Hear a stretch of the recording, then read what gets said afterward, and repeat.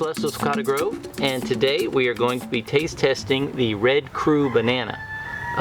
These were some bananas that we were growing and we weren't having much luck with them, and so we got our friend Josh, we gave him a pup and he grew it out, and his were better than ours, so we actually get to taste them. A lot of the red bananas are a little more finicky. I think a lot of them are in the AA group, is that? Yeah, but Red Kru's totally different. Like, I don't even know what group it's in. It's not related to the other red bananas as far as I know. So I know nothing about Red Kru. But these are very ripe. They're falling off right now. And they're a little yellow inside. Yellow peachy. Yeah, the banana's not really red. It's got a little bit of a pinkish hue to it. The bananas, you can see they're ripe. They have a little bit of red. Does the plant itself have red stem too? Mm-hmm. Yeah, it's a real pretty plant.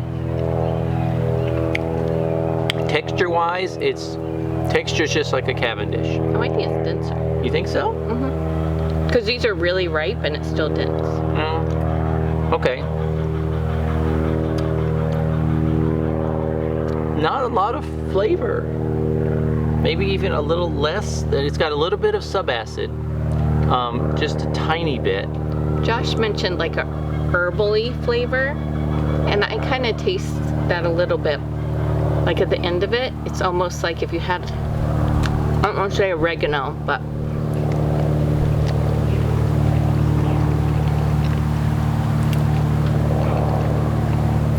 I'm not picking up anything that says herbally to me, but I am when I put my tongue on the roof of my mouth after eating it. To me, it tastes like a little bit like an apple banana, but just a little bit toned down. It's not super sweet at all. There's not a lot of sweetness. And there's not a lot of the tart either. It's, I mean, it tastes like a banana. It's not like it's nothing there, and it's not like you took a banana and took half of it. It's like you took a banana and you turned it down 10%. It's good. I mean, you can tell you're eating a banana.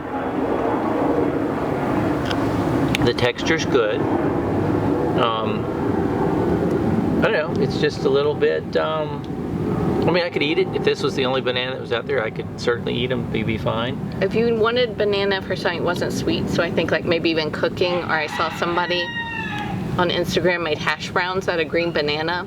I think this would make a really good hash brown tater tot banana. But there's way easier ones to grow to do that with. For sure. But this is one of the most beautiful banana plants. Right. Again, most of the red ones are. There's eating bananas and there's ornamental bananas. Most of the ornamental bananas either, well, they fruit, but the fruit's not edible. These are somewhere kind of in between. This is obviously more towards the edible end than the ornamental end, but they're very pretty plants.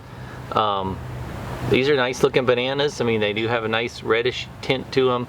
It's they're finicky to grow. Yeah, but it's not not an easy one to grow.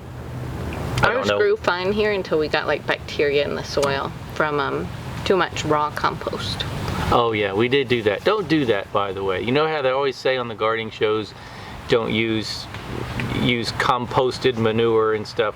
We were using actually fruit pulp that we were getting, and we composted it for a while. I'm like, hey, why are we composting it? Why don't we just put the composters right over next to the plants and compost them there? And it don't do that. Yeah, so. And we were getting it delivered like in 50-pound boxes every day. This was not our kitchen scraps. This was coming from a juice place that was bringing us huge amounts. It was wonderful to have, but we put it directly on all of our red ones. We had all the red ones in one area, and it really toxified the soil with. And we also were feeding it to our chickens and lost a couple chickens as well during that time. So anyway, compost it first. If it had been composted, it would have been fine, but it either got too hot or got too much bacteria or both. So. But I think this is worth growing just for the beauty of the plant. If you're able to grow it. It is more finicky, so if you have a hard time with other banana varieties, it's more finicky than like dwarf red or the other red bananas. But pretty good. I mean, I'd give it a 7 7.5. That's what I was thinking too. Yeah. So it's good. Good. Not great, but good. I get something like savory at the end of it though. It's weird. I guess the thing is, if I had the choice between this and a grocery store banana, I would probably take this.